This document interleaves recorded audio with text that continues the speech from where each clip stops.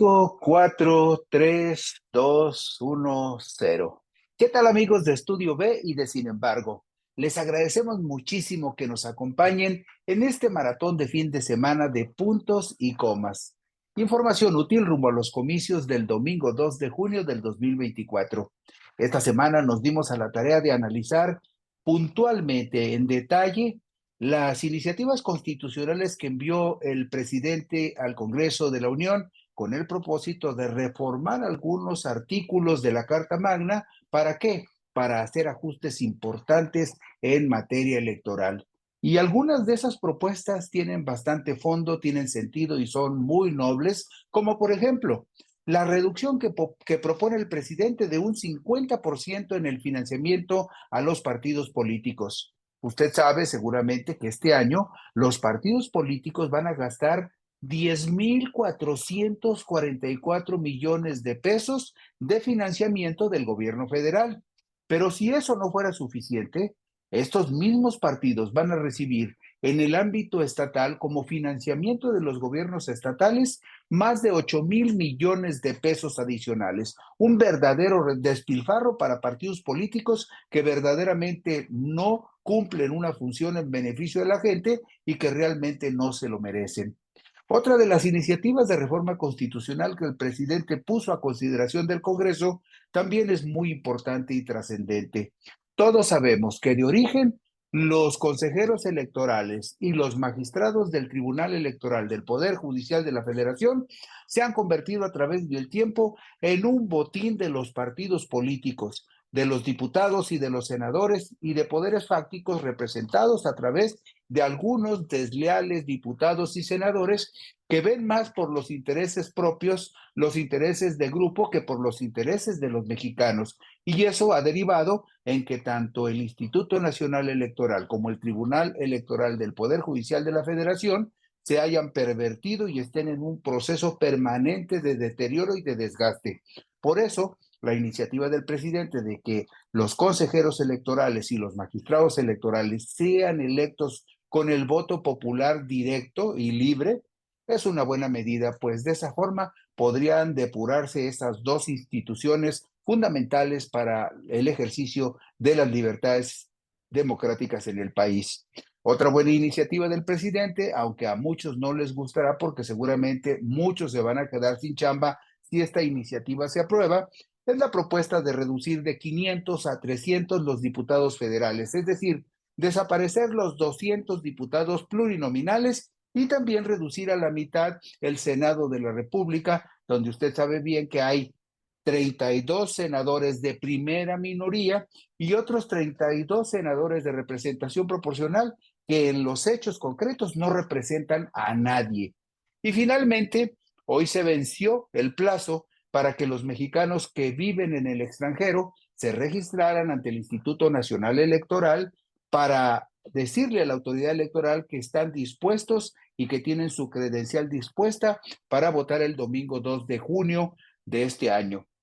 ¿Cuál es la novedad con respecto al voto de nuestros paisanos en el extranjero? Una muy importante, que hasta el último reporte que el Instituto Nacional Electoral dio el pasado viernes, ya había más de 200,000 compatriotas que viven en el extranjero que se habían registrado para votar en junio.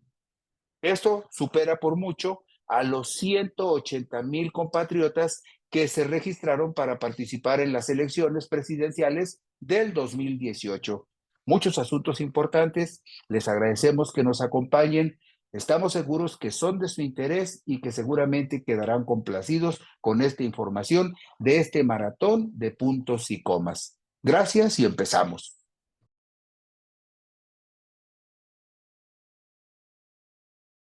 ¿Qué tal amigos de Puntos y Comas? Nos da mucho gusto que nos acompañen en este segmento de información útil rumbo a los comicios del 2 de junio del 2024. Ustedes lo han notado, lo han sentido, lo han percibido, lo han escuchado. En días recientes se ha hablado con mucha insistencia sobre el futuro de la democracia o qué tipo de democracia queremos en el país. Y uno de los puntos centrales que estarán en el debate durante las campañas van a ser justamente las propuestas que hizo el presidente López Obrador con respecto a la reforma en materia electoral. Y justamente los asuntos que tienen que ver con la reforma en materia electoral tendrán consecuencias indudablemente en la próxima administración, porque si no se logran esas reformas en el cierre del gobierno de López Obrador, seguramente algunas de esas reformas serán realidad en el próximo sexenio. Pero muchas de esas reformas tienen una explicación razonable: la consolidación de una idea sobre cómo debe de ser el gobierno o cómo debiera ser el gobierno de la Cuarta Transformación sobre la base de estas reformas a la Constitución en diferentes ámbitos de la vida social. Esta semana veremos en particular algunos detalles de las principales propuestas que hace el presidente López Obrador en materia electoral. Por ejemplo, una reducción del 50% en el financiamiento a los partidos políticos es lo que propone la iniciativa de reforma constitucional que el presidente Andrés Manuel López Obrador envió al Congreso de la Unión el pasado lunes 5 de febrero de 2024, que, tomando como referencia lo que esas organizaciones presuntamente ciudadanas gastarán durante 2024, una propuesta de esta naturaleza de reducir un 50% el subsidio a los partidos, si se aplicara en este momento, representaría, escuche usted, un ahorro de más de 6,000 millones de pesos.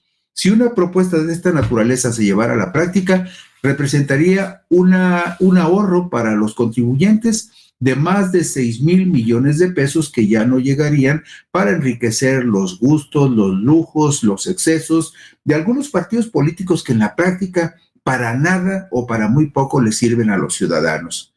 Bueno, actualmente la fracción segunda, inciso A, del artículo 41, usted se puede meter a la Constitución, en cualquier buscador ponga Constitución Política de los Estados Unidos Mexicanos, busque el artículo 41 y ahí va a encontrar el inciso A de la segunda fracción, fracción número 2, fracción segunda, que dice lo siguiente: el financiamiento público para el sostenimiento de sus actividades ordinarias permanentes se fijará anualmente multiplicando el número total de ciudadanos inscritos en el padrón electoral por el 65% del valor diario de la unidad de medida y actualización. No se refiere al salario mínimo, se refiere a una medida diseñada justamente para relacionar ciertos asuntos de orden público con cierto valor económico. Y en este caso, la UMA, la unidad de medida y actualización, es la que se usa como referencia en el artículo 41 de la Constitución para el financiamiento de los partidos políticos. Pero fíjese usted, aquí escucha usted que dice: el financiamiento público para el sostenimiento de sus actividades ordinarias de los partidos políticos se fijará anualmente multiplicando el número total de ciudadanos inscritos en el padrón electoral por el 65% del valor diario de la unidad de medida y actualización.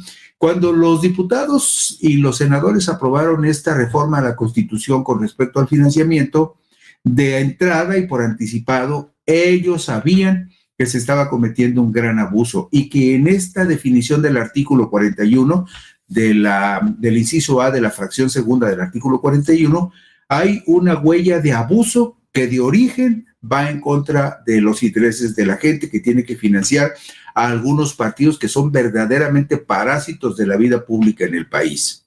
Esa misma fracción segunda del artículo 41, en su inciso B, dice lo siguiente: el financiamiento público para las actividades tendientes a la obtención del voto durante el año en que se elijan presidente de la República, senadores y diputados federales, equivaldrá al 50% del financiamiento público que corresponda a cada partido político por actividades ordinarias en ese mismo año. Cuando solo se elijan diputados federales, equivaldrá al 30% de dicho financiamiento. Es decir, cada año, por mandato constitucional, se destina una cantidad determinada para el mantenimiento de todas las actividades de los partidos políticos. Pongámoslo así, ahorita lo vamos a ver en la realidad, pero lo podemos poner de esta manera como ejemplo. Si el partido político tiene 100 millones de pesos para sus actividades ordinarias, cuando hay elecciones de presidente, de senadores y de diputados, se le tienen que adjudicar un subsidio adicional de 50 pesos más a los partidos políticos para que se lo repartan para las campañas, es decir, un 50% más en los años en que hay elección de presidentes, de senadores y diputados, como es el caso actual. Bueno, en su iniciativa, el presidente propone reformar esa fracción segunda del artículo 41 en los siguientes términos. Esto es lo que propone López Obrador. El financiamiento público para el sostenimiento de sus actividades ordinarias permanentes se fijará anualmente multiplicando el número total de ciudadanos inscritos en el padrón electoral por el 33% del valor diario de la unidad de medida y actualización. Es decir, del 65% del valor de la unidad de medida de actualización, la iniciativa del presidente sugiere que del 65% se baje al 33%. Y está bien la idea. O sea, en términos reales se reduce con respecto a la fórmula que existe actualmente un 50%. Pero yo sigo insistiendo en algo. Hay de origen una trampa ahí cuando se habla de que el 65% o el 33% tendrían que multiplicarse por el número total de las personas que están en el padrón electoral. Y le voy a decir por qué me parece que eso es muy abusivo y tramposo, por una razón muy simple. Porque el padrón electoral siempre tiene más personas registradas que la lista nominal de electores. Todas las personas que cumplen 18 años y solicitan su credencial de elector son incorporados al padrón electoral. Pero en la lista nominal de electores están solamente las personas que solicitaron su credencial, que la obtuvieron y que la tienen activa para participar en las elecciones. Hay una diferencia regularmente como de 1 millón, 1,5 millones entre en este caso como de 2 millones de diferencia entre quienes están inscritos en el padrón electoral y entre quienes ya tienen su credencial para votar y están en la lista nominal. Pero ahí le va otro dato que es importante que usted sepa. De esa lista nominal de electores, en las últimas 4 elecciones presidenciales, en promedio, solamente han votado 62 de cada 100 personas que están en la lista nominal. Es decir, el promedio de participación en las últimas 4 elecciones presidenciales ha sido del 62%. Lo razonable sería que ese 65% del valor de la UMA o ese 33% que propone el presidente no se multiplique por el total del padrón electoral, sino solamente por el total de votos que sean depositados en la elección inmediata anterior. O sea, los partidos estarían recibiendo subsidio y financiamiento solamente sobre los votos reales de apoyo popular a los partidos en la elección inmediata anterior. Es asunto que tendría que analizarse con mucha seriedad. Mire usted, en la diapositiva número 5 vemos la relación del subsidio a los partidos desde el año 2000 hasta el año 2023. Y vea usted la forma como se ha incrementado este subsidio. Nada más, por ejemplo, en el año 2000 eran 3,064 millones de pesos y había 11 partidos políticos. Recuerde usted que este financiamiento es para financiar a todos los partidos políticos que tienen registro nacional. En el año 2000, con 11 partidos políticos, el subsidio era de 3,064 millones de pesos. Y me voy al año 2023. Con 7 partidos, es decir, con 4 partidos menos en el año 2023, el financiamiento ya se había duplicado a más de 6,000 millones de pesos. Usted lo ve en la tabla, 6,233 millones de pesos en el 2023 para 7 partidos políticos.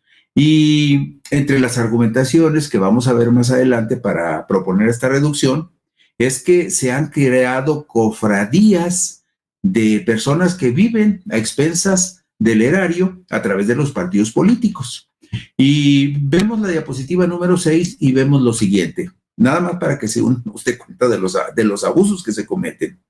Este año, el financiamiento federal para 7 partidos políticos, es decir, para los mismos partidos que había en el 2023, que eran 7, este año el financiamiento para esos 7 partidos aumenta a 10,444 millones.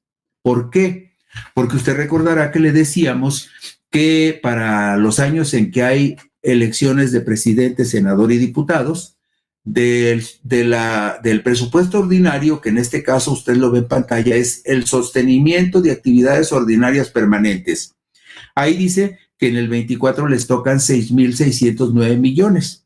Pero como la Constitución dice que en años donde hay elección de presidentes, senadores y diputados, se les debe de dar el 50% adicional, el subsidio para los partidos aumenta de golpe de 6,000 a más de 10,000 millones de pesos. Porque vemos ahí 6,000 y 3,300 y 600 son 9,900, pero hay otros pequeños gastos, por ejemplo, gastos, actividades específicas, franquicia postal, franquicia telegráfica, y en total, usted ve que son 10,444 millones, de 6,233 millones del 2023, aumenta a 10,444 millones. Y vea usted por allí una línea que dice gastos de campaña para el conjunto de candidaturas independientes, y verá usted que nada más destinaron para los pobres independientes 66 millones de pesos. 66 millones de estos 10,444 millones son lo que le van a dar a más o menos 15 candidatos independientes que va a haber para participar en la contienda para diputados federales, que es más o menos lo que ya está definido con las firmas que obtuvieron por lo menos 15 personas que se ganaron el derecho de ser candidatos independientes, aunque todavía el INE no informa de manera concreta que ya autorizó eso, pero más o menos por ahí va a andar. Pero esos 15 aspirantes, esos 15 candidatos a diputados, esos 15 candidatos independientes a diputados federales, se van a tener que repartir entre ellos 66 millones, en tanto que los partidos políticos, nada más para campañas, van a disponer de 3,304 millones y en conjunto de 10,444 millones para este año. Si, por ejemplo, la reducción que propone el presidente del 50% se aplicara sobre el presupuesto de este año, estaríamos hablando de un ahorro de 5,222 millones de pesos. Bueno, mire usted, otro asunto que también se tiene que resolver, el financiamiento estatal a esos mismos partidos políticos y algunos otros que surgen en los estados como partidos estatales. A esos también los gobiernos de los estados les dan financiamiento. Si vemos, por ejemplo, la diapositiva número 7, la 8, si vemos la diapositiva 8, vemos en la parte inferior la suma total, en la penúltima columna dice 8,846 millones de pesos. Esa es la suma total que los gobiernos de los estados les dan por separado y aparte a los partidos políticos nacionales y a uno que otro partido estatal. Y ahí ve usted la cantidad en la última columna, lo que cuestan los 32 institutos electorales, 27,515 millones de pesos. Si a este financiamiento estatal a los partidos políticos le sacáramos la mitad, estaríamos hablando de un ahorro de 4,423 millones de pesos. Estamos hablando entre el financiamiento federal y el financiamiento estatal. Si se les aplicara esta reducción del 50%, nada más para que usted tenga una idea, no se puede hacer ahorita porque la ley todavía no se discute, no se aprueba, pero estamos hablando de un ahorro en este año que podría equivaler a casi 10,000 millones de pesos, nada más de beneficios a los partidos políticos. Y nada más como un dato ilustrativo, en la diapositiva 7 usted ve subrayado, por ejemplo, el financiamiento en Ciudad de México a partidos políticos, son 833 millones, en el estado de Jalisco son 693 millones y en el estado de México solo el financiamiento a partidos este año va a ser por 1,154 millones de pesos. Y bueno, nos vamos a la diapositiva 9 para que usted vea el financiamiento federal a partidos políticos, 10,444 millones, el financiamiento estatal a partidos políticos, 8,846 millones, y la suma del financiamiento federal y estatal a partidos políticos este año de 2024 va a ser de 19,290 millones de pesos. Hasta el reciente 15 de febrero del 2024, el padrón electoral en México tenía 100,201,209 ciudadanos registrados.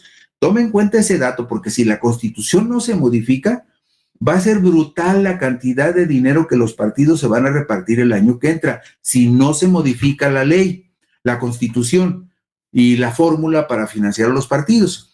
Bueno, pues hasta el reciente 15 de febrero, el padrón electoral tenía 100.201.209 ciudadanos registrados, pero la unidad de medida de actualización, la UMA, vale durante 2024 108 pesos con 57 centavos. Un 33% de la UMA equivale a 35 pesos con 82 centavos, que multiplicados por el total del padrón electoral en este momento, representaría un financiamiento para los partidos políticos de 3,589 millones de pesos a valores del 2024. Una reducción de más de 6,000 millones de pesos con respecto al presupuesto de 10,444 millones de pesos. Todo esto no puede suceder porque todavía no se modifica la Constitución. Solamente le estoy dando estos datos para que usted se dé cuenta de la proporción del abuso que cometen los partidos políticos y los diputados cuando aprueban este tipo de disposiciones constitucionales. Bueno, pues la iniciativa presidencial explica que el financiamiento público a los partidos políticos para su aplicación en campañas electorales y actos tendientes a la obtención del voto se convirtió en un requisito indispensable para garantizar contiendas justas y equitativas. Sin embargo, el sostenimiento de su estructura burocrática durante tiempos no electorales nunca ha terminado de justificarse socialmente, dada la proliferación de élites partidistas ajenas al interés público y ajenas a la representatividad de la ciudadanía.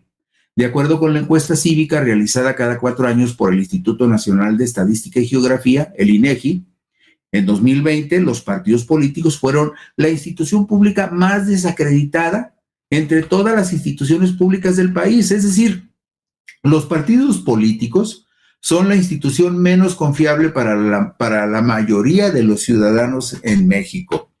Y nada más para que le quede usted una idea de cómo podría tener impacto esta reducción del presupuesto, nos vamos a la diapositiva 13 para que usted vea el porcentaje de participación que ha habido en las últimas 4 elecciones de presidente de la República.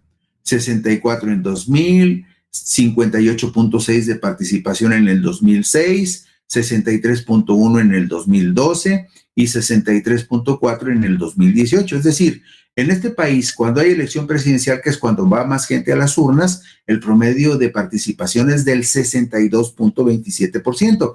Por eso mi pregunta es, ¿por qué el porcentaje del 65% de la UMA o del 33% de la UMA tendría que multiplicarse por el total del padrón electoral cuando a las urnas solamente concurre el 62% de los ciudadanos, que son a los que verdaderamente motivan los partidos? Y esa debería de ser el punto de referencia para el financiamiento. Por eso, en la diapositiva 14 hago este ejercicio muy simple. Ahí ve usted padrón electoral 100 millones, lista nominal de electores 98. Este es lista y padrón electoral con corte que hace el Instituto Nacional Electoral el jueves 15 de febrero, son números oficiales. Si el domingo 2 de junio votara el 62.27%, irían a las urnas 61 millones de mexicanos. El 65% de la UMA equivale a 70 pesos con 57 centavos. Es decir, hipotéticamente, si hiciéramos el ejercicio sobre este padrón electoral, con multiplicando el promedio de participación real, o sea, el 62% de los participantes, que son 61 millones de votantes, si ese 61 millones de votantes lo multiplicáramos por el 65% de una UMA, el presupuesto este año tendría que haber sido de 4,333 millones y no de 10,444 millones. Pero es solamente un ejercicio hipotético para que usted vea cómo podría cambiar el financiamiento de los partidos si se hiciera más racional y se aprobara la iniciativa de López Obrador. Y termino con estos datos en la diapositiva 15. Hasta el reciente 15 de febrero del 2024, el padrón electoral en México tenía 100 millones de ciudadanos inscritos. Un 33% de la UMA equivale a 35.82 pesos, que multiplicados por el total del padrón representaría, incluso si se aprobara la iniciativa del presidente para que se redujera a 33% el porcentaje de la UMA que se multiplica por el padrón electoral, el financiamiento para los partidos políticos sobre esta base sería de 3,589 millones de pesos. Pero, si ese 33% de la unidad de medida de actualización se multiplicara solo por los ciudadanos que regularmente participan en la votación, por ese 62%, el financiamiento a partidos políticos se reduciría de 3,589 millones a solo 2,199 millones. Eso es nada más para que se dé usted cuenta del impacto que tendría que se aprobara esta reforma que propuso López Obrador.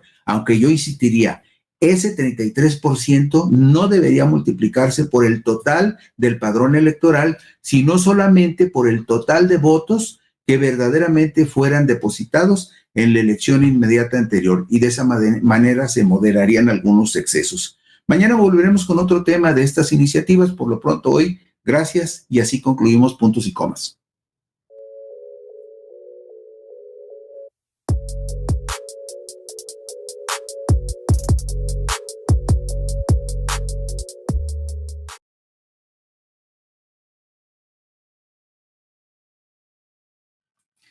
¿Qué tal, amigos de Puntos y Comas? Nos da mucho gusto que nos acompañen en este segmento informativo con información útil rumbo a los comicios del domingo 2 de junio del 2024.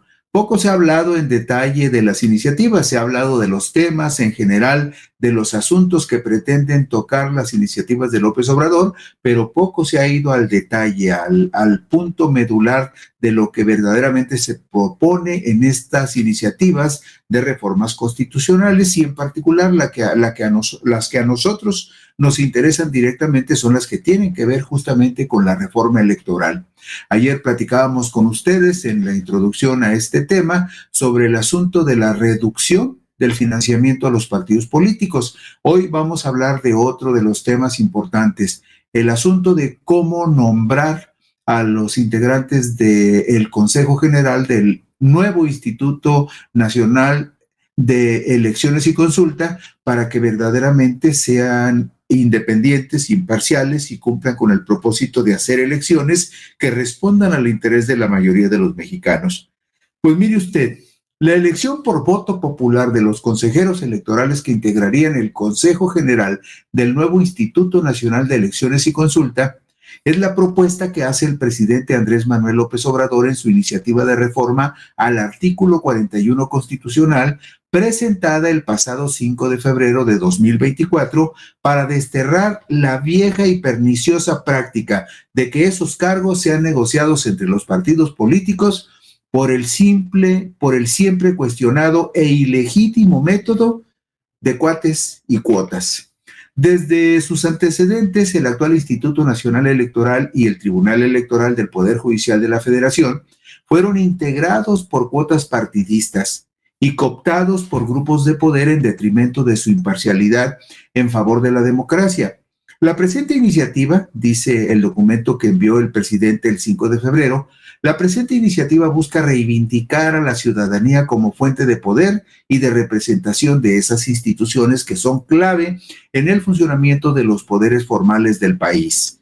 ¿Y qué más agrega? Explica la iniciativa de reforma constitucional que se propone ahora un esquema nuevo que involucra a los tres poderes de la Unión en la determinación de las personas titulares de dichos órganos, a partir de candidaturas presentadas por las cámaras de diputados y senadores, por la Suprema Corte de Justicia de la Nación y por el Ejecutivo Federal, es decir, por la Presidencia de la República. Con estas propuestas se pretende que el voto popular decida la integración del Consejo General del nuevo Instituto Nacional de Elecciones y Consulta. Dichos cargos serían ocupados por un periodo de 6 años improrrogables, y la jornada para elegir por voto popular a las personas titulares de ese organismo se celebraría el primer domingo de junio cada 6 años. Pues bien, usted sabe que el reparto de los consejeros del Instituto Nacional Electoral fue documentado en su momento por diversos medios de comunicación. Entre ellos, un medio que ha defendido a capa y espada a los consejeros, que ha defendido lo que se pretende que sería la independencia de estos consejeros que fueron sembrados en el INE a voluntad, capricho y de acuerdo con los intereses de los partidos políticos. Y por eso es importante tomar esta referencia, porque el reparto de los consejeros del Instituto Nacional Electoral fue documentado en su momento por diversos medios de comunicación, entre ellos el periódico Reforma, que el 4 de abril del 2014 publicó una nota firmada por Claudia Salazar y Leslie Gómez que señala lo siguiente: la Cámara de Diputados resolvió la elección de los consejeros del Instituto Nacional Electoral mediante un acuerdo político de reparto de cuotas. Las tres principales fuerzas, PRI, PAN y PRD, avalaron a Lorenzo Córdoba en la presidencia del organismo y se repartieron las otras 10 posiciones de forma proporcional. Y agrega la nota de Reforma lo siguiente: tras acordarse que ninguna bancada vetaría las candidaturas de los demás, PRI, PAN y PRD se repartieron las quintetas por periodo de ejercicio. Para ocupar el cargo, 9 años se eligió a Adriana Margarita Favela, apoyada por el PRI, José Roberto Ruiz, apoyado por el PAN, y el muy famoso Ciro Murayama, apoyado por el PRD. Para ser consejeros de 6 años, como lo estamos viendo en la pantalla con la diapositiva número 6, fíjese usted, ahí está claramente explicado. Los que fueron electos para 9 años son los que le mencionaba: Adriana Margarita Favela Herrera, que fue propuesta del PRI, José Roberto Ruiz Saldaña, que fue propuesta del PAN, y Ciro Murayama Rendón, que fue propuesta del PRD. Todos ellos fueron electos para un periodo de 9 años, del 2014 al 2023, lo mismo que Lorenzo Córdoba, que fue electo para el mismo periodo de 9 años, del 2014 al 2023. El caso de Lorenzo Córdoba, a Lorenzo Córdoba lo propuso el PRD y consiguió el respaldo del PRI y del PAN para ponerlo en la presidencia. Pero fueron electos por 6 años los siguientes: Marco Antonio Baños Martínez, que llegó con la bendición del PRI; Enrique Andrade González, que llegó con el apoyo del PRI; Alejandra Pamela San Martín Ríos y Valles, que llegó respaldada por el PRD; y Benito Nasif Hernández, que fue respaldado por el PAN. Estos 4 fueron electos por 6 años, del 2014 al 2020. Y fueron electos por 3 años, del 2014 al 2017, Beatriz Eugenia Galindo Centeno, Arturo Sánchez Gutiérrez y Javier Santiago Castillo, que usted ve, se lo repartieron: la primera, Beatriz, con la bendición del PRI, Arturo con la bendición del PAN y Javier Santiago con la bendición del PRD. Y eso que les acabo de leer, que documenta Reforma, fue algo que prácticamente todos los periódicos capitalinos reseñaron ese día cuando se hizo el nombramiento de estos funcionarios, que ocurrió justamente el día 4 de abril, esto fue el 3 de abril cuando los nombraron, y las notas salieron publicadas el 4 de abril del 2014. Y lo irónico es lo que le decía a un principio, que los mismos medios que en el 2014 registraron que esos consejeros electorales tenían tatuada en la frente el escudo de los partidos que los apoyaron, son los mismos que años después los defienden con base en la presunción de que son independientes e imparciales. Luego, 3 años después, el 31 de marzo de 2017, con el encabezado "Repiten partidos cuotas en el INE", el periódico Reforma publicó una nota firmada por los reporteros Claudia Salazar y Jorge Ricardo en los siguientes términos. Escuche usted, se volvió a repetir el asunto. La Cámara de Diputados repitió el criterio de reparto de cuotas para nombrar a los nuevos consejeros del Instituto Nacional Electoral. Con 336 votos a favor y 5 abstenciones y 32 votos en contra de Morena, fueron electos Dania Paola Rabel Cuevas como cuota del PRI, Jaime Rivera Velázquez como cuota del PAN y Beatriz Claudia Zavala como cuota del PRD, con lo que se logró la mayoría calificada que exige la Constitución, es decir, se repartieron el botín y juntos hicieron la mayoría calificada PRI, PAN y PRD para imponer a esos 3 nuevos consejeros. Los nuevos funcionarios formarán parte del Consejo General del INE por un periodo de 9 años, que comprende del 5 de abril del 2017 al 4 de abril del 2026. Y si vamos a la diapositiva número 8, vamos a ver quiénes eran los consejeros que estuvieron en la elección presidencial del 2018 y a qué divisa pertenecía cada uno de sus consejeros. Dicho esto, por los mismos medios que hicieron la referencia de sus nombramientos y que refieren que fueron producto de un acuerdo por cuotas y cuates de los tres principales partidos. Ahí ve usted, por ejemplo, en el 2018, Lorenzo Córdoba seguía siendo el presidente del INE y estaba como posición del PRD Pamela San Martín, como posición del PRD también Beatriz Claudia Zavala y Ciro Murayama. Y como posiciones del PRI en el 2018, Enrique Andrade González, Marco Antonio Baños, Adriana M. Favela y Dania Paola Rabel. Y como cuota del PAN estaban Benito Nasif, Jaime Rivera y José Roberto Ruiz Saldaña. Recuerde usted que hubo renovación de 3 consejeros justamente porque fueron nombrados en el 2014 nada más para 3 años, del 14 al 17. Y ya le mencionábamos quiénes fueron los nuevos que se nombraron. Dania Paola Rabel, Jaime Rivera y Beatriz Claudia Zavala, que aparecen en la diapositiva que usted está observando ahora. Vamos a la número 9, a la diapositiva número 9, porque hubo 4 consejeros que terminaron su periodo de 6 años en el 2020. Ahí lo ve usted, los que tienen una cruz con rojo, terminaron su periodo en el 2020. Pamela San Martín, también Enrique Andrade González, Marco Antonio Baños y Benito Nasif. Ellos se tuvieron que ir porque se les cumplió su periodo de 6 años. Y ocurrió esto.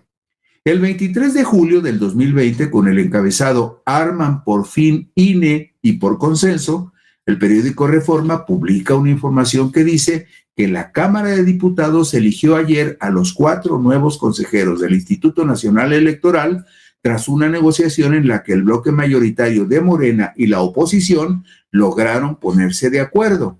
Con 399 votos a favor de todas las fuerzas políticas, pero con 5 votos en contra y 5 abstenciones de legisladores de Morena, fueron electos Norma Irene de la Cruz Magaña, Carla Humphrey Jordan, José Martín Fernández Faz y Ukip Espada Zancona para un periodo de 9 años, que son los que vemos en la diapositiva número 11.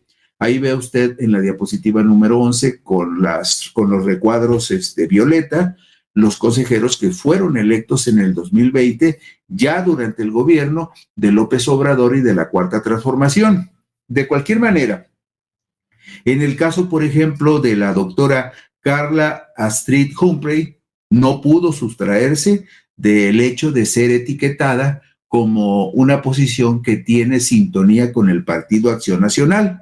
Y no faltó también, fue el único caso de los nuevos consejeros electos a quien se le puso una etiqueta definida. No sucedió así con Norma Irene de la Cruz, ni con Ukip Espada, ni tampoco con José Martín Fernando Faz Mora.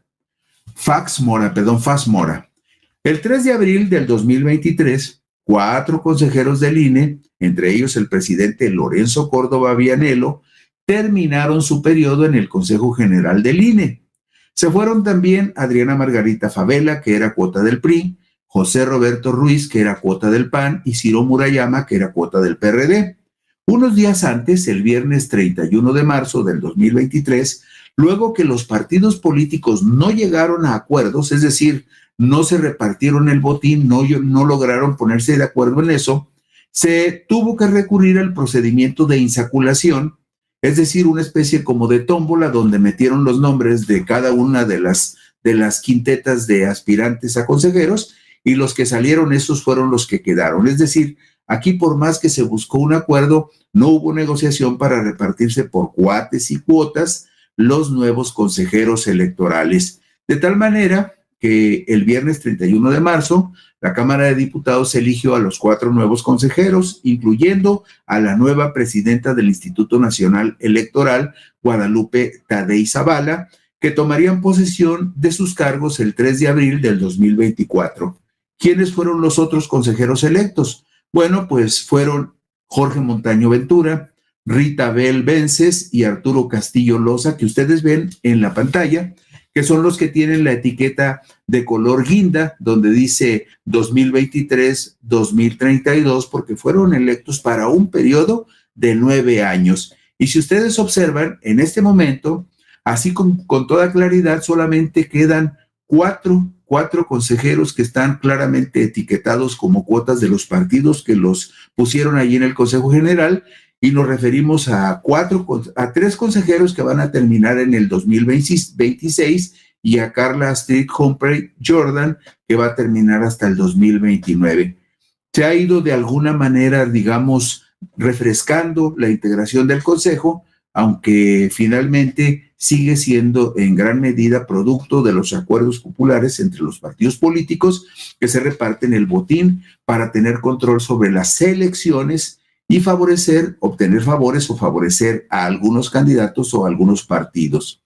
En la iniciativa enviada por el presidente para la designación de los consejeros electorales se reitera lo siguiente: las personas titulares de la presidencia y consejeras electorales durarán en su cargo 6 años y no podrán ser reelegidas. Serán votadas de manera directa y secreta por la ciudadanía a nivel nacional el primer domingo de junio de las elecciones ordinarias del año que corresponda.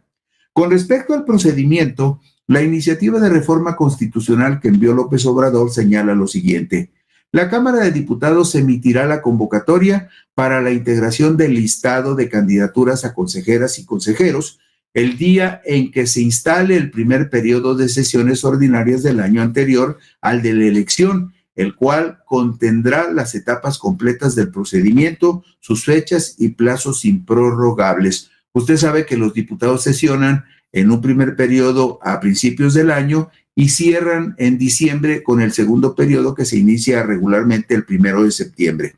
Entonces, cuando se inicie el primer periodo de sesiones ordinarias del año anterior al de la elección, se tendrían que elegir cada 6 años los nuevos consejeros electorales. Además, explica la iniciativa lo siguiente: cada uno de los poderes de la Unión postulará hasta 10 personas de manera paritaria. El Poder Ejecutivo, es decir, la Presidencia de la República, lo hará por conducto de la persona. El Poder Ejecutivo lo hará por conducto de la persona titular de la Presidencia de la República. El Poder Legislativo son 2 cámaras, diputados y senadores. Cada cámara postulará 5 candidatos a ser consejeros electorales, mediante votación calificada de los 2/3 de sus integrantes presentes.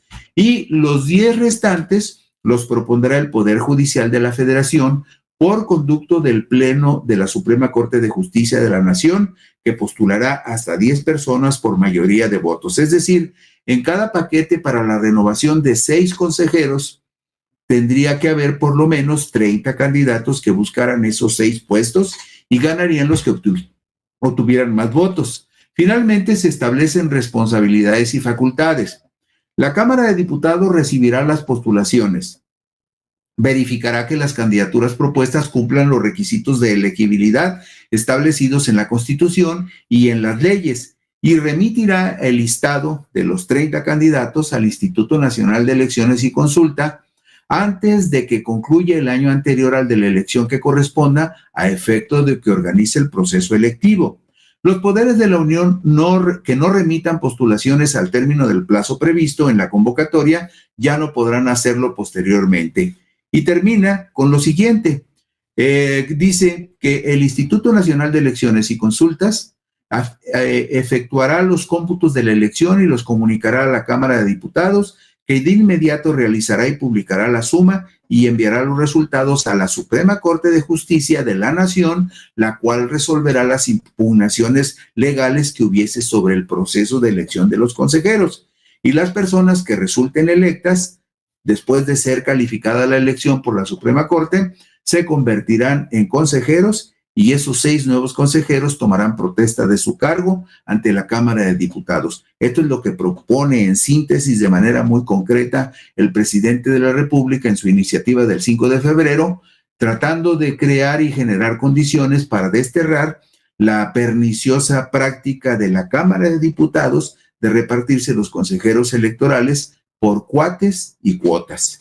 Y con esto terminamos hoy Puntos y Comas. Gracias, buenas noches y descansen.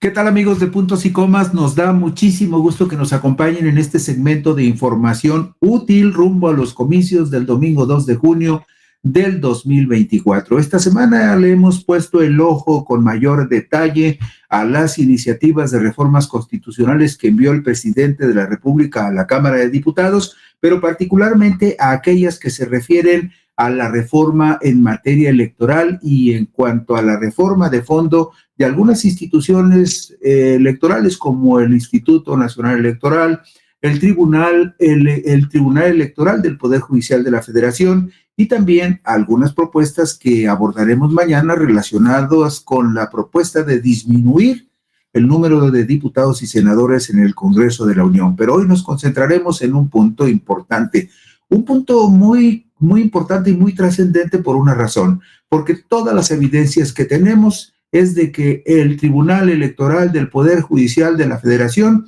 es una institución que está en un franco proceso de descomposición y todo eso tiene que ver con el origen del nombramiento de los magistrados que integran la Sala Superior. Cuando el tribunal se convierte en un botín de los partidos políticos y de los poderes facciosos, el asunto no puede caminar bien. Y justamente para evitar que los nombramientos de los magistrados que integran la Sala Superior del Tribunal Electoral del Poder Judicial de la Federación se sigan repartiendo mediante el muy cuestionado sistema de cuates y cuotas, como si fueran un botín de los partidos políticos y de los poderes fácticos, el presidente de la República, Andrés Manuel López Obrador, envió al Congreso de la Unión el pasado lunes 5 de febrero del 2024 una iniciativa de reforma constitucional para que estos funcionarios judiciales sean electos por el voto popular directo.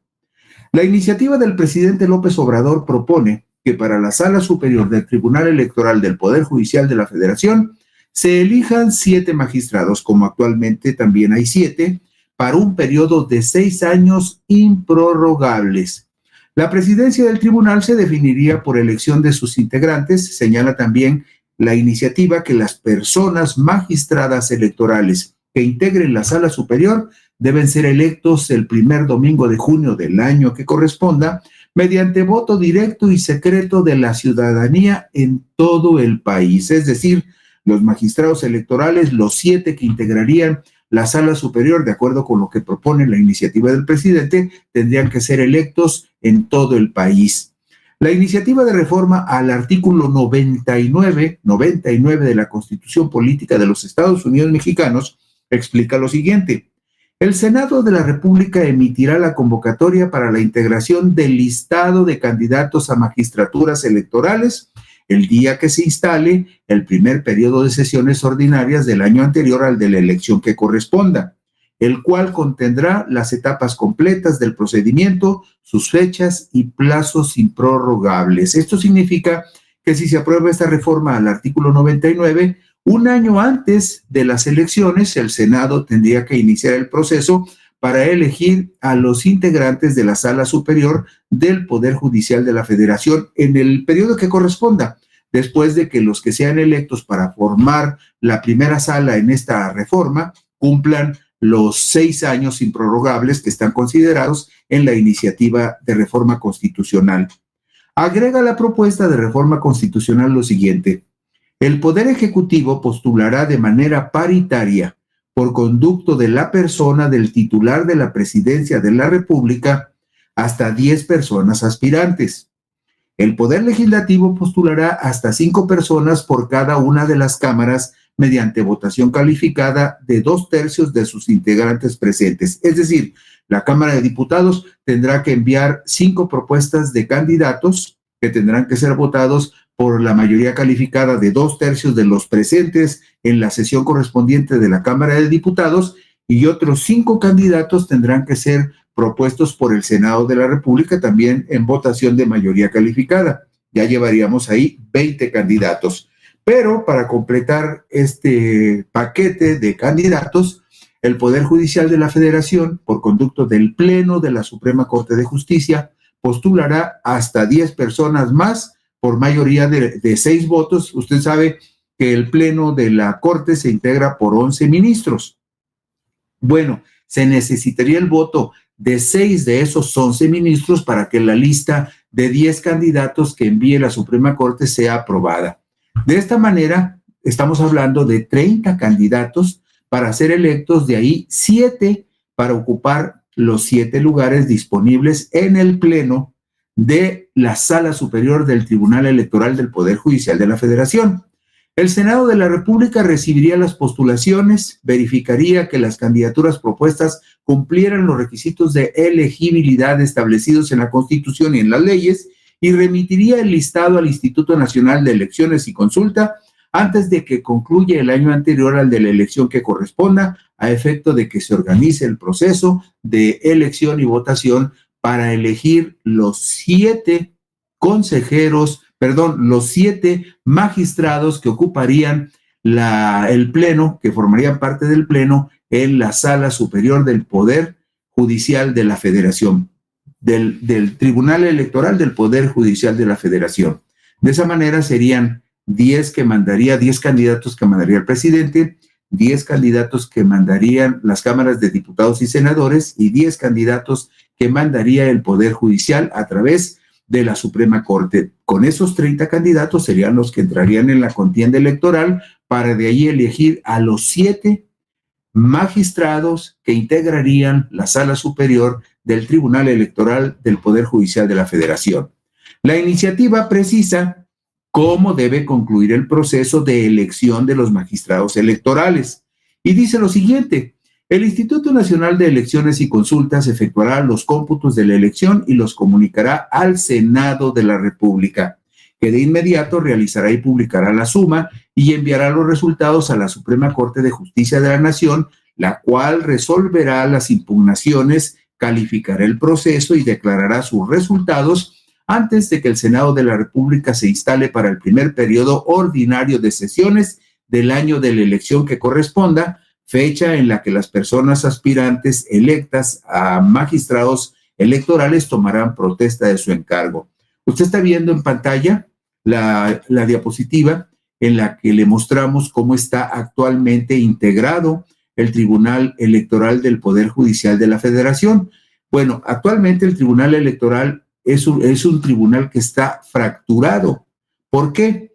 Porque 3 de los 5 magistrados que integran la Sala Superior, usted los ve ahí, Felipe de la Mata Pizaña, Felipe Alfredo Fuentes Barrera y Mónica Aralí Soto Fregoso, presionaron para que en diciembre pasado Reyes Rodríguez Mondragón, que está en la parte central de abajo, Reyes Rodríguez Mondragón dejara la presidencia del tribunal porque dijeron que le habían perdido la confianza, que era ineficiente en el cargo y que además permitía la injerencia de abogados externos en los asuntos de ese organismo jurisdiccional, presumiblemente del despacho del panista Roberto Gil Schwartz, que fue quien empujó y apoyó a Reyes Rodríguez Mondragón para que llegara a la Sala Superior del Tribunal. Y usted observará también en la diapositiva que tenemos en pantalla que solamente hay 5 magistrados cuando la ley establece que deben ser 7. Ahora le decimos por qué.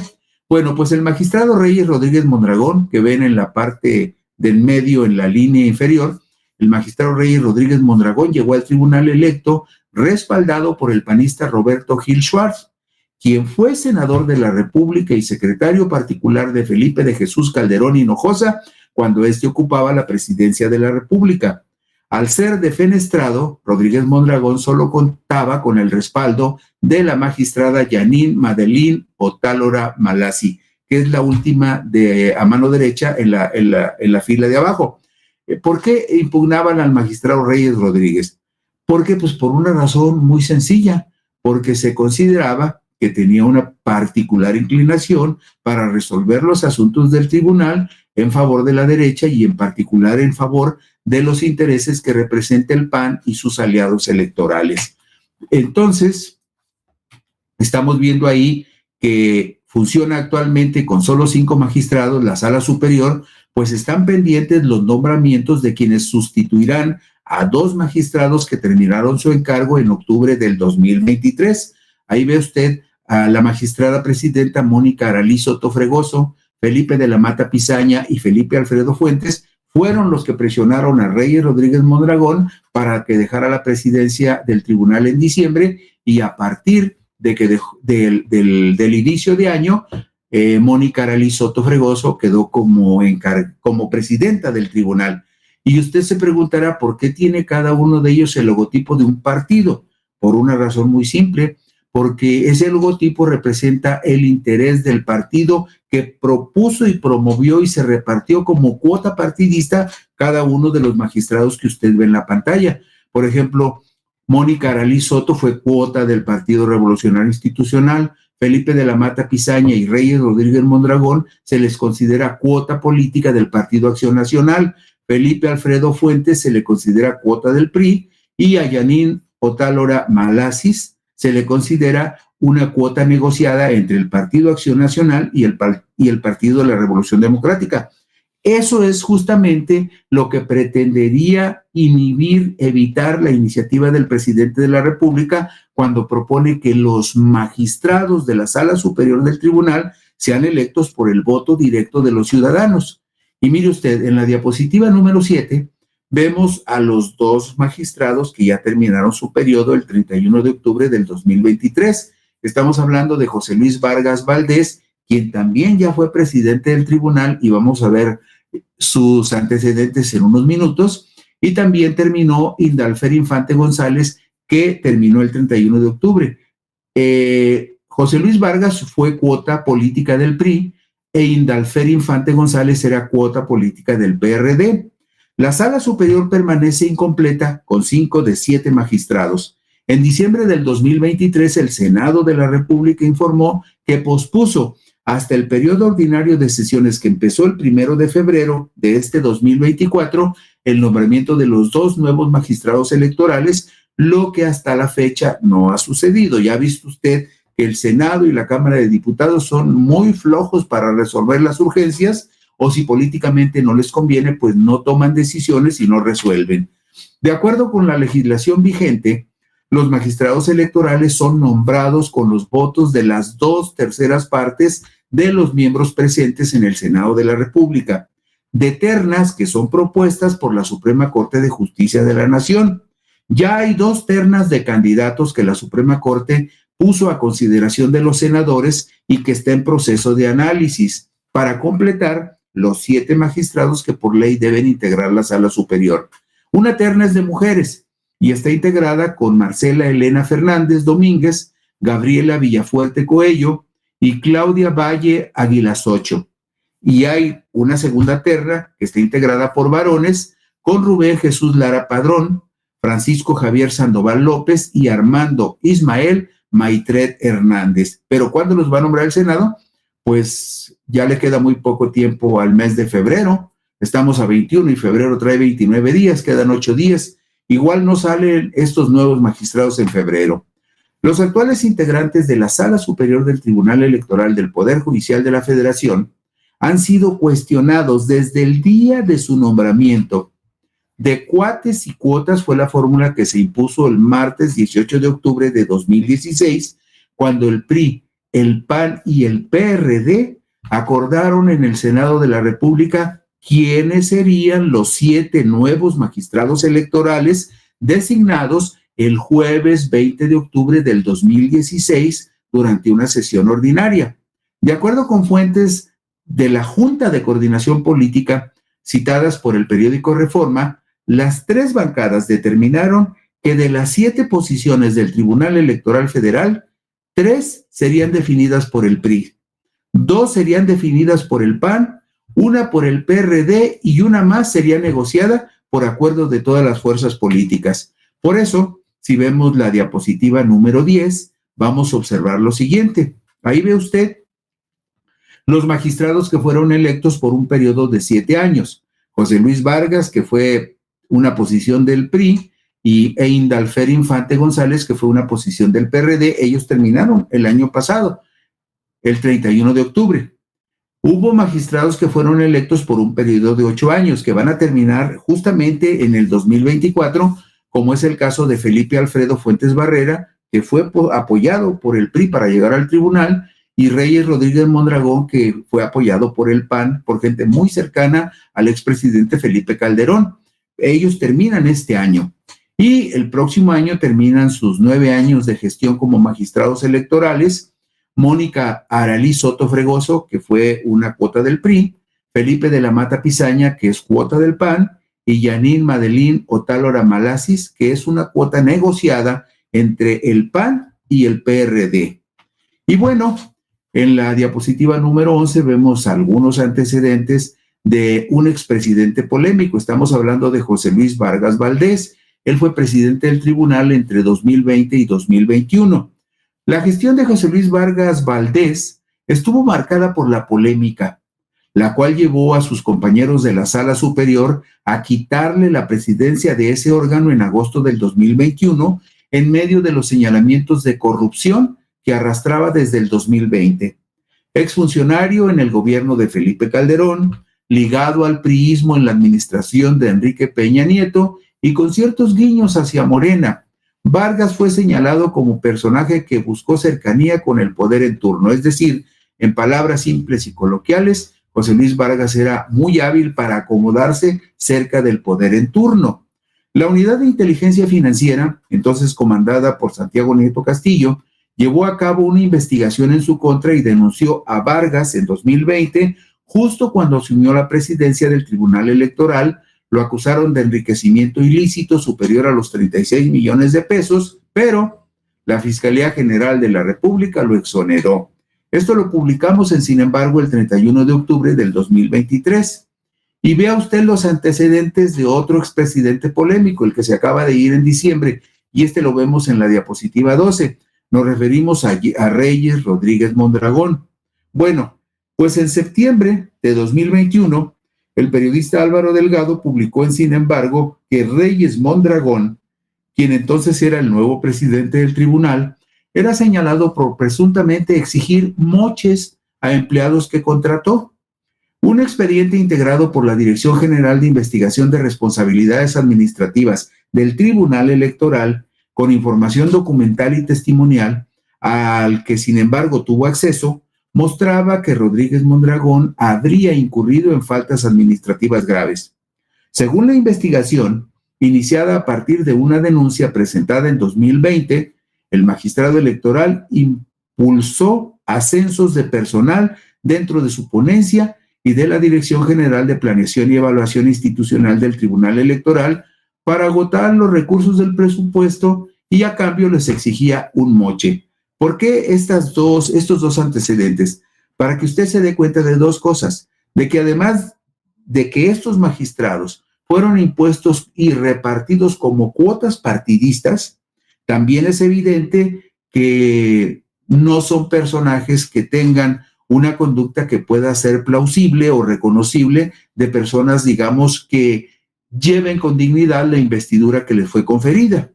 Bueno, ya nada más para cerrar. El Tribunal Electoral del Poder Judicial de la Federación es un órgano especializado del Poder Judicial y máxima autoridad jurisdiccional en materia electoral, excepto cuando se trate de acciones de inconstitucionalidad de leyes electorales federales y locales, cuya resolución corresponde a la Suprema Corte de Justicia de la Nación. Es el órgano encargado de resolver en última instancia cualquier impugnación y controversia que se presente en los procesos electorales federales y locales. Es asimismo el encargado de realizar el cómputo. Fíjese usted, ¿por qué es tan importante este tribunal? Porque el tribunal en este momento es el encargado de realizar el cómputo final de la elección presidencial y formular la declaración de validez de la elección y del presidente electo de los Estados Unidos mexicanos, facultad que anteriormente le correspondía a la Cámara de Diputados. Para que vea usted nada más la trascendencia de este tribunal, es el que va a decir quién va a ganar legalmente, jurídicamente, la elección del domingo 2 de junio del 2024. Ellos son los que van a decir ganó fulano y perdió perengano, o ganó fulana y perdió perengana. Por eso es tan importante el tribunal. El Tribunal Electoral del Poder Judicial de la Federación está facultado para resolver de manera definitiva e inatacable los medios de impugnación previstos en la Ley General del Sistema de Medios de Impugnación en materia electoral, ya sea en una o en dos instancias. Sus funciones las realiza a través de la Sala Superior y de sus salas regionales. El tribunal está organizado en una sala superior integrada por 7 magistrados, que es de la que más hemos hablado, y 5 salas regionales con 3 magistrados cada una, cuyo cargo ejercen por un periodo de 9 años. Cuenta también con una sala especializada para atender asuntos relacionados con la fiscalización de los recursos de los partidos, la propaganda y los actos anticipados de campaña. En síntesis, ¿qué pretende la iniciativa del presidente con respecto al Tribunal Electoral? Sustraer la designación de los magistrados de los intereses facciosos de los partidos políticos y de los poderes fácticos, pues para que sea el pueblo que vote y diga, pues yo quiero que sea este, y que por elección popular se elija a los integrantes de la Sala Superior del Tribunal Electoral.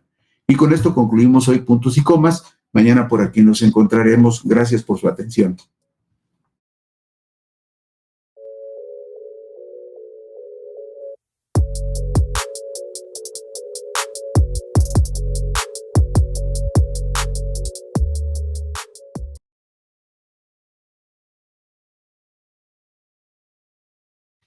¿Qué tal, amigos de Puntos y Comas? Nos da mucho gusto que nos acompañen en este segmento de información útil rumbo a los comicios del domingo 2 de junio del 2024.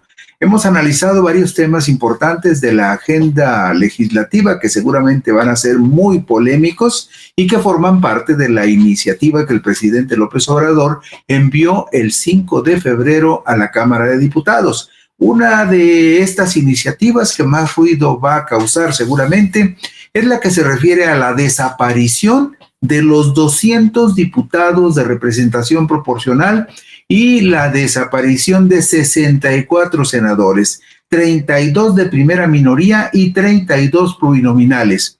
Esto es lo que propone la iniciativa de reforma constitucional que el presidente envió al Congreso, con lo que terminaría el impúdico reparto de cargos políticos que las dirigencias de los partidos políticos llevan a cabo en favor de sus socios, cómplices, amigos, parientes y en algunos casos hasta sus novias entran en la lista de pluris. Quedarían, por lo tanto, solo 300 diputados federales de mayoría relativa y 64 senadores, todos electos por el principio de mayoría relativa. Es decir, se acabarían los pluris, 200 diputados pluris en la Cámara de Diputados y desaparecerían 64 senadores que en realidad no sirven para mucho y sí abultan demasiado los presupuestos públicos. Se argumenta en la iniciativa presidencial que la crisis de representación política es una de las principales características de las llamadas democracias contemporáneas. Perdón. En México desde hace décadas se cuestiona la legitimidad de las personas legisladoras en general, pero marcadamente se cuestiona a los legisladores plurinominales. De origen, los diputados de partido fueron considerados para dar espacio en el Congreso a las fuerzas opositoras al gobierno, en particular a las de izquierda, que durante la década de los años 70 optaron por la vía armada para combatir a un régimen autoritario y antidemocrático. La presencia de los legisladores plurinominales enriqueció al Congreso durante los primeros años. Después, esas posiciones se convirtieron en botín de las camarillas que controlan los partidos políticos y en la actualidad ya no cumplen con un propósito sano. Por eso, de entrada, la propuesta del presidente es sana, es buena, ya no se necesitan los pluris. ¿Por qué? Pues porque todos los partidos con su propia fuerza pueden tener representantes en las dos cámaras. Y si no trabajan los partidos políticos y sus dirigencias, pues se van a quedar fuera porque la gente ya no es nada tonta y cada día la gente está más informada y eso impide que la gente sea engañada por partidos muy poco recomendables. Bueno, pues mire usted, en la diapositiva número 3 vemos gradualmente cómo desde el año 2000 hasta el año 2024, estoy tomando como punto de referencia el inicio de cada uno de los sexenios. 2000 cuando entró Vicente Fox, 2006 cuando llegó Felipe Calderón, 2012 cuando llegó Enrique Peña Nieto, 2018 cuando llegó López Obrador y 2024 que es el año en el que estamos viviendo y también será año electoral. Si usted observa, el poder legislativo le costaba a los mexicanos en el año 2000 3,790 millones de pesos, en números cerrados para no irnos a las cifras. 3,790 millones de pesos era lo que costaba el poder legislativo en el año 2000, pero ya para el año 2024, ese poder legislativo cuesta 16,760 millones de pesos.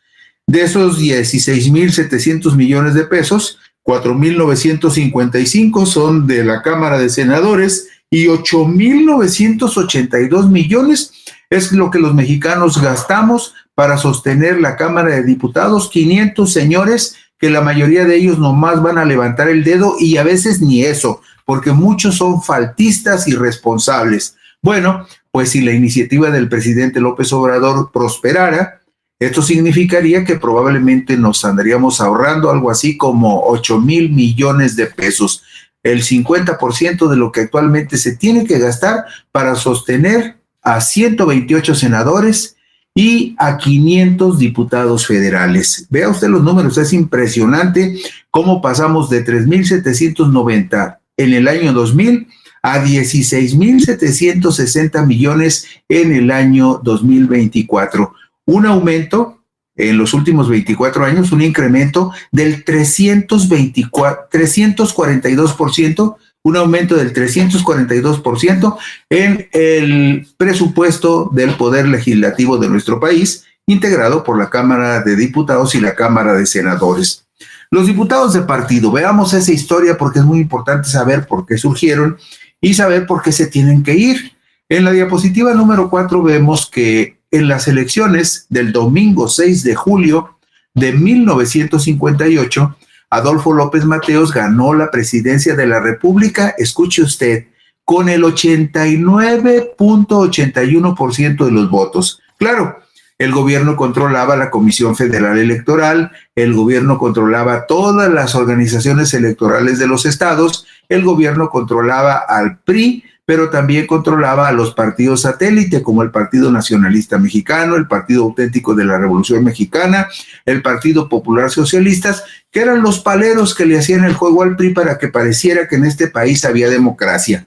Pero el PRI, como era el que era el dueño del balón y ponía las reglas del juego, pues en 1958 López Mateos gana con el 89,81% de los votos. Esto significa que su único rival, en ese entonces, su único rival fue Luis Héctor Álvarez Álvarez, muy reconocido y respetado. De los panistas de antes, realmente estaban muy bien formados. No es asunto de coincidir o no con los panistas de antes, pero cuando estaban en Acción Nacional los doctrinarios, como Luis Héctor Álvarez, el partido era otra cosa muy diferente. Bueno, pues el único rival de López Mateos en esa elección de 1958 fue Luis Héctor Álvarez Álvarez del Partido Acción Nacional, quien obtuvo el 9,42% de la votación total. Era México el país del partido político casi único, con un régimen político sin legitimidad democrática.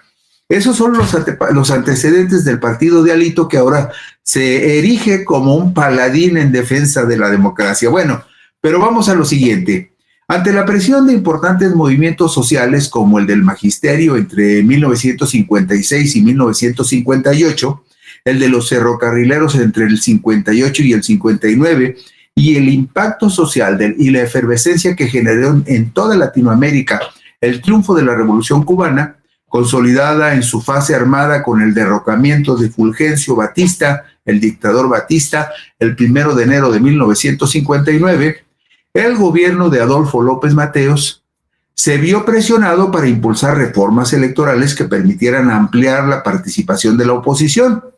La reforma al artículo 54 constitucional, publicada en el Diario Oficial de la Federación el sábado 22 de junio de 1963, dispuso que todo partido político nacional que lograra por lo menos el 2.5% de la votación total en el país tendría derecho a que se le acreditaran 5 diputados de partido y uno más hasta 20% como máximo por cada medio punto porcentual de votos adicionales. Es decir, abrieron la Cámara porque ya resultaba demasiado evidente que era una Cámara que tenía una sola voz, un solo rumbo, a nadie le importaba lo que pasaba en el Congreso, algo muy parecido a lo que vemos ahora, pero para eso decidió López Mateos abrir el Congreso y estableció esta norma.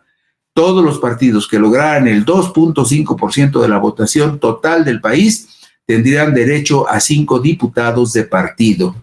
Y en los siguientes 10 años, fíjese usted, en los siguientes 10 años, la oposición logró más o menos como 100 diputados de partido, es decir, 10 diputados por año en promedio, pero a los partidos de oposición les costaba muchísimo trabajo hacer el porcentaje mínimo de votación, es decir, aún cuando era un porcentaje muy pequeño les costaba mucho trabajo hacer el 2.5%, entre otras cosas también porque el gobierno manipulaba los resultados electorales de una forma descarada. Ante esta situación, el presidente Luis Echeverría promovió las reformas constitucionales publicadas en el Diario Oficial de la Federación el lunes 14 de febrero de 1972 para disminuir el porcentaje de votación que se le exigía a los partidos de oposición.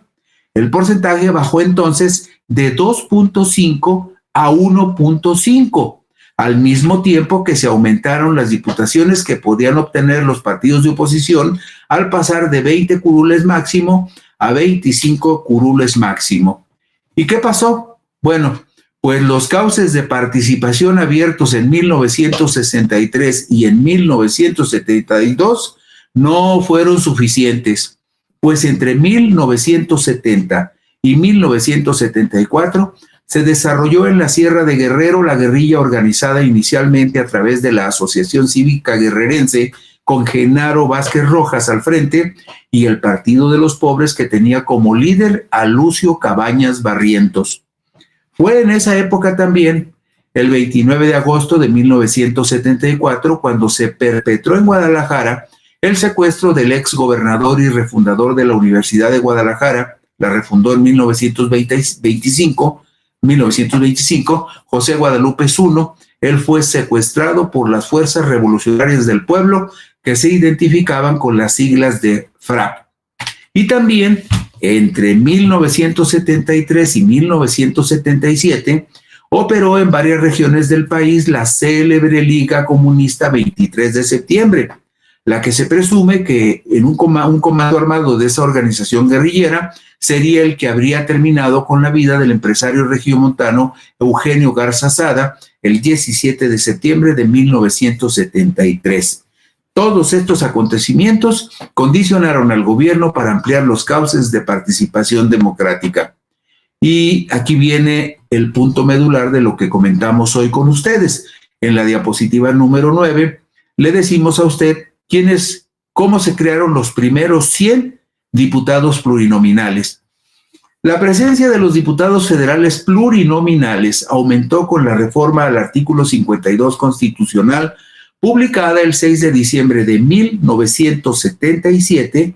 Esta ha sido probablemente la reforma electoral más importante de las últimas décadas, porque en 1977, siendo presidente José López Portillo y Pacheco y secretario de Gobernación Jesús Reyes Heroles, a partir de esa reforma de 1977, se determinó en la ley que habría 300 diputados de mayoría relativa y 100 diputados de representación proporcional. Después, con la reforma del artículo 52 constitucional el 15 de diciembre de 1986, siendo presidente de la República Miguel de la Madrid Hurtado y secretario de Gobernación Manuel Bartlett Díaz, el actual director de la Comisión Federal de Electricidad, se aumentó la Cámara de Diputados Federal a 300 diputados de mayoría relativa y 200 de representación proporcional. Y ahí llegamos, pero me gustaría que viéramos, Luis, la diapositiva número 11. ¿Por qué es tan necesaria la reforma? Por una razón muy sencilla, porque 500 diputados y 128 senadores no son un argumento suficiente como para que la gente crea en ellos. Lo que se requiere es un Congreso más compacto y un Congreso donde verdaderamente quienes vayan a la Cámara de Diputados con el voto de los ciudadanos se ganen el respeto de la gente con su trabajo. Ahí tenemos en pantalla la encuesta nacional de cultura cívica 2020 que realiza el Instituto Nacional de Estadística y Geografía, el famoso INEGI, y esta fue publicada en junio del 2021. Esta encuesta nacional de cultura cívica la realiza el Instituto Nacional Electoral cada 4 o 5 años y es lo más cercano a la realidad en cuanto a la percepción de la gente porque es una encuesta muy robusta. Mire usted, nada más para que se dé una idea. A nivel nacional, solo el 2.7% de la población le tiene mucha confianza a los diputados y senadores. Y solo el 20.7% les tiene algo de confianza. Si sumamos las dos cantidades, tenemos un 23%. Solo 23 de cada 100 ciudadanos le tienen algo de confianza a los diputados y a los senadores federales, lo cual demuestra que ellos viven en un mundo diferente porque la mayoría de la gente ni confía en ellos ni encuentra utilidad en el trabajo que hacen. Así que si reducimos de 500 a 300 los diputados y los senadores de 128 a 64, no se va a derrumbar el mundo ni tampoco la democracia del país. ¿Cómo surgieron los senadores de primera minoría? Bueno, el 3 de septiembre de 1993, durante el gobierno del priista Carlos Salinas de Gortari, se publicó en el Diario Oficial de la Federación el decreto que dio origen a los senadores de representación proporcional. En los comicios del domingo 21 de agosto de 1994 fueron electos 3 senadores de mayoría relativa y uno de la primera minoría por cada entidad federativa. Esa norma no se había modificado desde el año de 1874, cuando fue instalado por primera vez el Senado de la República, con 2 senadores por cada entidad federativa. ¿Y qué más? Bueno, pues el jueves 22 de agosto de 1996, el Diario Oficial de la Federación publicó una nueva reforma al artículo 56 constitucional, en la que se establecía una nueva conformación de la Cámara de Senadores, que estaría integrada por 128 legisladores, es decir, la que está vigente ahora, de los cuales en cada estado y en la Ciudad de México, 2 senadores serían electos según el principio de votación mayoritaria y uno sería asignado a la primera minoría. Además, para completar los 128, cada partido entrega una lista de 32 senadores que se reparten esos 32 senadores entre los partidos con base en los porcentajes de votación que cada partido obtiene. Y esa es la historia, hasta ahí vamos y esperemos a ver qué sucede con la iniciativa que envió López Obrador, que no es descabellada y tiene mucho de sentido común. Reducir la Cámara de 500 a 300 diputados, todos de mayoría relativa, y reducir el Senado de 128 a 64, todos electos por el voto popular, libre, directo y secreto. Y con esto concluimos hoy Puntos y Comas. Mañana por aquí nos encontraremos con mucho gusto. Buenas noches.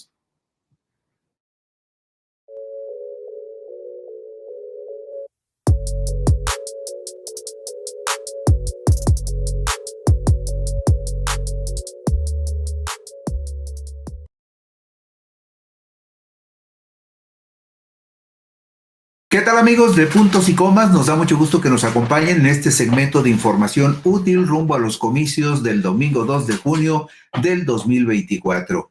Por supuesto que la información que compartimos es una información que esperamos sea útil para todas las personas, pero en este momento en particular me quiero dirigir a nuestros compatriotas que viven en Estados Unidos, que viven en Europa, que viven en algún otro país del continente americano o en alguna remota nación donde nos están viendo a través de Internet.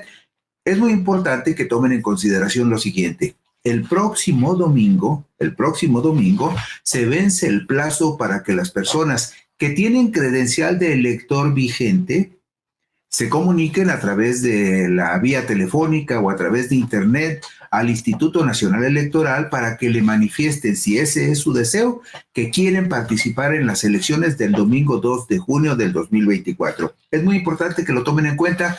Tienen todavía todo el sábado, tienen las buenas horas del domingo para hacerlo, pero tienen que comunicarse al Instituto Nacional Electoral. Al final les daremos los números telefónicos y la dirección electrónica donde ustedes se pueden conectar para que no se queden fuera de esta maravillosa oportunidad de participar en una decisión importantísima para todos nosotros, no importa dónde vivan ustedes. Todos seguramente tienen familiares y amigos en el país y por lo tanto no se pueden quedar fuera de esta decisión importantísima. Y dentro de ese asunto, de ese clima que tiene que ver con el voto de nuestros compatriotas en el extranjero, hay una noticia que surgió hoy en el transcurso del día, porque fíjense ustedes en lo siguiente.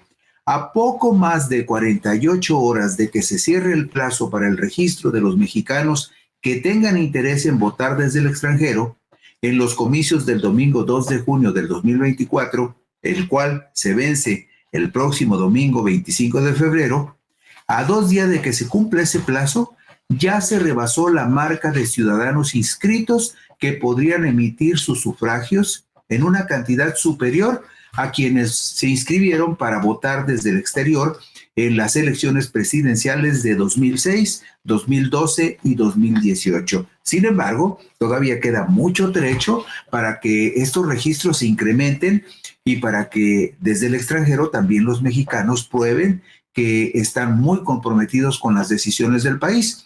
Vamos arribita de los 200,000 ciudadanos mexicanos que viven en el extranjero que ya notificaron que quieren votar, pero podríamos llegar un poquito más arriba.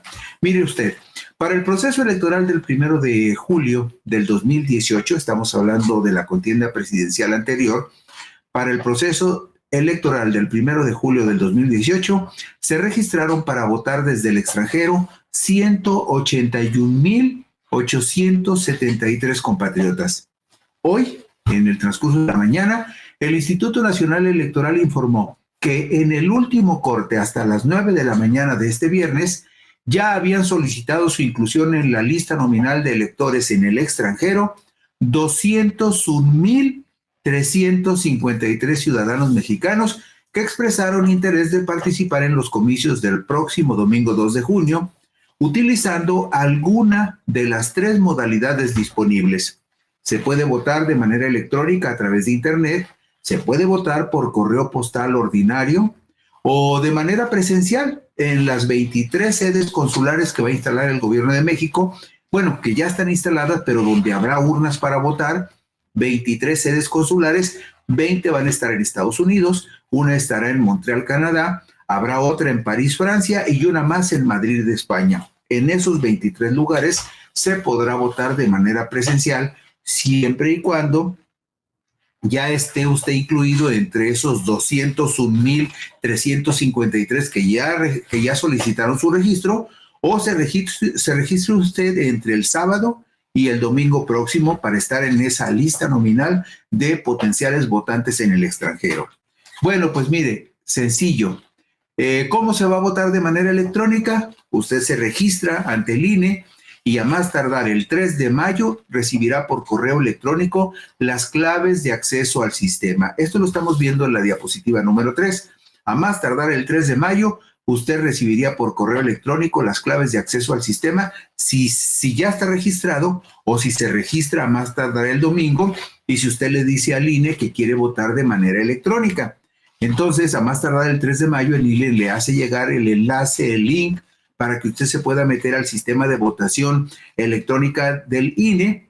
Y entre el 18 de mayo, además esto es muy cómodo, fíjese usted, entre el 18 de mayo y el 2 de junio, usted podrá votar de manera electrónica desde cualquier país donde se encuentre. Tiene un margen muy amplio para no andar a las carreras el último día. Pero también, si ya está usted registrado y así lo expresó, o si se registra entre sábado y domingo, también puede escoger el voto a través del correo tradicional, el voto postal. ¿Cómo puede ser esto?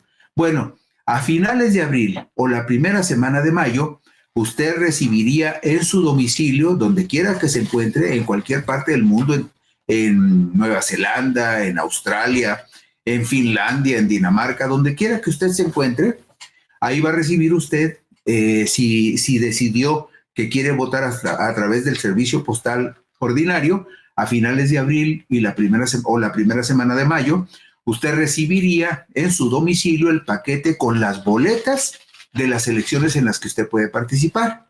Y usted tiene que tachar las boletas, volverlas a meter en un sobre que el INE le va a mandar ya timbrado y todo, para que lo regrese de inmediato y para que llegue a México a más tardar el 1 de junio, a eso de las 8 de la mañana, y de esa manera el INE lo tomará en cuenta. Y la tercera forma de votar, si usted así lo desea, es hacerlo de manera presencial en algunas de las 23 sedes diplomáticas que le vamos a precisar en unos minutos. El día de la jornada electoral agarra usted su credencial de elector, se va al consulado o a la embajada de México en el país donde usted esté y haya urna, y va y vota. Son las 3 modalidades, pero para que escoja alguna de estas 3 modalidades, ya usted tuvo que haberse registrado o registrarse entre sábado y domingo a través de internet o de manera telefónica ante el Instituto Nacional Electoral. El Instituto Nacional Electoral informó este viernes 23 de febrero que el voto electrónico es la modalidad más elegida por los potenciales votantes desde el extranjero, con un 69.32% de preferencia, por encima del voto por correo postal ordinario, por el que optaron hasta el momento el 23.60% de las personas que ya se inscribieron, y el voto presencial, que representaría el 7.08%. Pero además recuerde una cosa: si usted tiene su credencial de elector vigente, la tiene activada, también se puede presentar en la sede consular que le quede cerca el día de la elección y decirles: oiga, mi credencial está vigente, aquí está, esta es mi credencial, esta es mi identificación y yo quiero votar. Y seguramente lo dejarían hacerlo. Pero lo más conveniente es que si va a optar por otro tipo de voto, se registre en el Instituto Nacional Electoral. Asimismo, fíjese usted, el país que concentra la mayor cantidad de solicitudes de registro es Estados Unidos, con 137,938 ciudadanos, seguido de Canadá, donde han solicitado registro 14,653 personas, y después seguido por España, con 12,073 personas que ya le dijeron al INE que quieren votar. En el caso de las entidades de origen de los potenciales votantes en el extranjero, la Ciudad de México, el Estado de Jalisco y el Estado de México son los estados con mayor número de personas solicitantes de participar en las elecciones. Son 46,706 las personas de la Ciudad de México que ya pidieron su registro, 18,601 corresponden al Estado de Jalisco y 14,437 compatriotas son oriundos del Estado de México.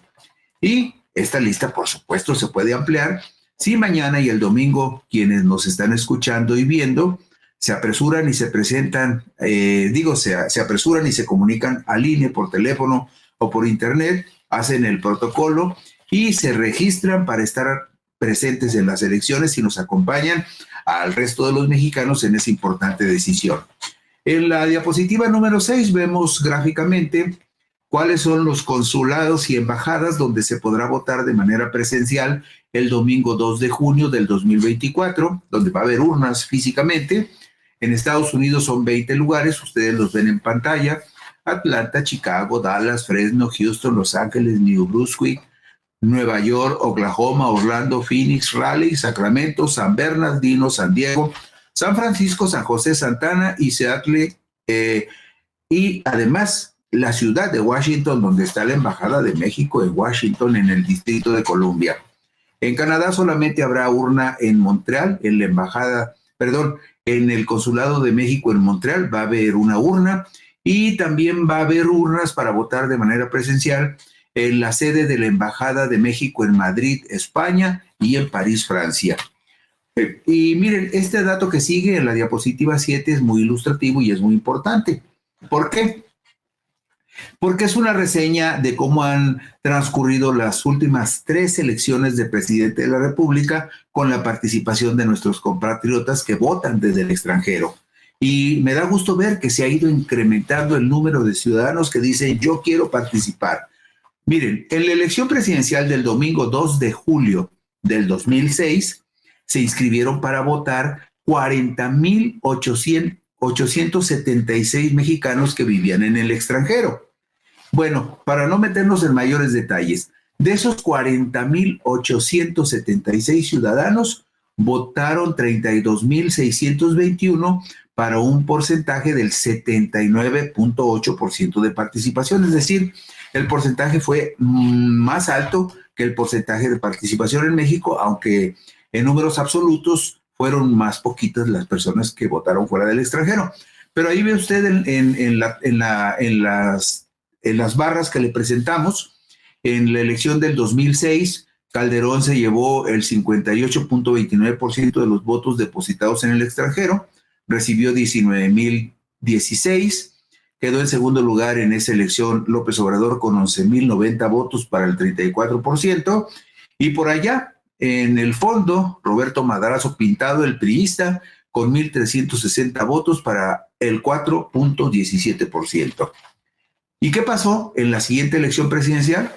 Bueno, pues nos vamos a la diapositiva siguiente, que es la 8, y ahí vemos que en la elección del domingo 1 de julio del 2012, se inscribieron para votar desde el extranjero 59,115 ciudadanos, de los cuales acudieron a las urnas 40,714 para un porcentaje de votación del 68,87%.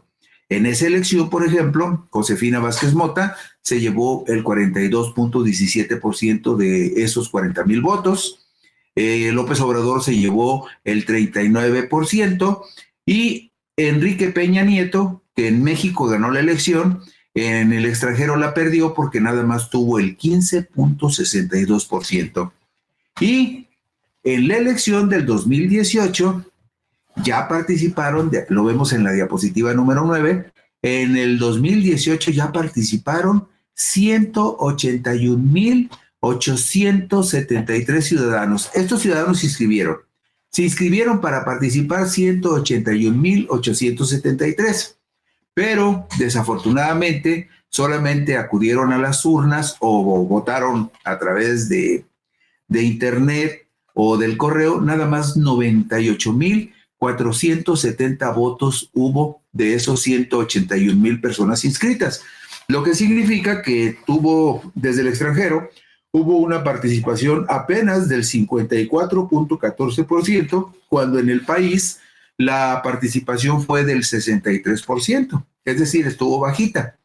En esa elección del domingo 1 de julio, en el voto depositado en el extranjero, ahí sí ya López Obrador arrasó, porque logró, escuche usted, el 64,86% de los votos depositados en el extranjero en el 2018 fueron para López Obrador. Ricardo Anaya Cortés, el panista, recibió el 26,75% y José Antonio Meade Curibreña apenas alcanzó 4,613 votos para el 4,28%. Y en la última diapositiva, la número 10, sí quiero que por favor le pongan atención. Después con calmita ven ustedes el video y le toman una captura de pantalla o toman los datos directamente. ¿Por qué? Porque para que usted se registre mañana o el domingo, si quiere votar, no importa en qué país se encuentre, puede llamar al Instituto Nacional Electoral desde cualquier parte del país. Si está en México, pero calcula que anda de paseo por acá en México, pero en junio va a estar en Estados Unidos o en cualquier otro país, comuníquese desde cualquier parte del país sin costo al 800-433-2000 gratis y dígales, oiga, pues yo me comunico porque estoy aquí de visita, pero en junio voy a estar en Australia o en Nueva Zelanda y me quiero registrar para votar desde allá. Y ya les dice usted, pues yo quiero votar electrónicamente, por correo, o pues nomás electrónico por correo, porque por allá no van a instalar urnas. También, y si está en Estados Unidos y se quiere registrar, tome nota del teléfono que estamos apuntando ahí. Desde Estados Unidos, sin costo para usted, El número telefónico es 1-866-986-8306. Le puede hacer una captura de pantalla para que no se lo tenga que aprender. Y desde otros países, desde cualquier país del mundo, también por cobrar sin costo para usted, se puede comunicar al número que está en pantalla, más 52 55 54 81 98 97. Igual, lo puede apuntar o puede hacer una captura de pantalla y ya tiene el número. O si quiere inscribirse a través de internet, simplemente escriba la dirección que está usted viendo en pantalla, www.ine.mx, y con eso entra usted al sitio del INE y ahí hace usted el procedimiento y se registra para votar. Todavía hay tiempo, los esperamos. Queremos que la mayor cantidad de quienes viven en el extranjero y sueñan con volver a casa no se queden fuera de esta decisión. O métanse a través de internet al sitio del INE o marquen por teléfono, pero regístrense y díganle a la autoridad electoral que ustedes nos van a acompañar en la jornada electoral del domingo 2 de junio del 2024. Eso va a ser muy bueno para ustedes y para nosotros también, porque todos tenemos que participar. Dicho esto, con esto concluimos puntos y comas, y el lunes por aquí nos encontraremos, si así lo desean.